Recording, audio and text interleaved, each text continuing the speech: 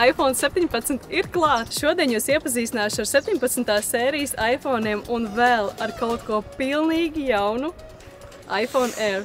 Kā jau iPhone vienkārši, bet tik skaists un gaumīgs dizains. iPhone 17 Pro Max ir aprīkots ar jauno A19 Pro čipu, jaudīgāko līdz šim. Pateicoties īpašai dzesēšanas sistēmai, tas darbojās līdz pat 40% ātrāk. Aizmugurējās kameras sistēma ar 48 megapikseļiem un priekšējā 18 megapikseļu kamera.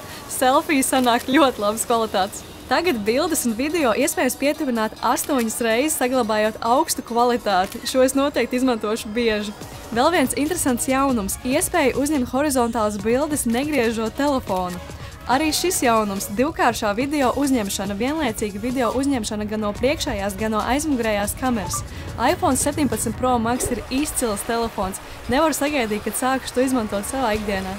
Un tagad apskatīsim pilnīgu jaunumu. Visu laiku plānākais iPhone modelis – iPhone Air. Īpaši plāns, apbrīnojami viegls, šokējoši stiprs, titāna rāmis un keramikas pārklājums. iPhone Air ir tikai 5,6 mm plāns, bet izturīgāks par jebkuru iepriekšējo iPhone modeli. Grūti pat noticēt, ka tik plāns telefons vispār ir iespējams, sajūt, ka rokās turu nākotnes telefonu. 48 megapikseļu aizmugurējā un 18 megapikseļu priekšējā kamera, izcilām bildēm un video.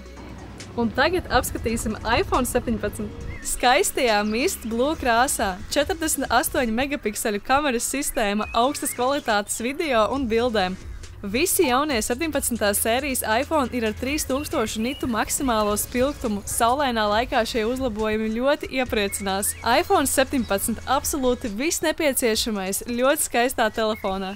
17. sērijas iPhone un iPhone Air tiešām mani pārsteidz, jo šie telefoni ir tik izcili. Ceru, jums patīk šis video apskats un tiekamies pavisam drīz jau nākamajā Apple jauno produktu apskatā.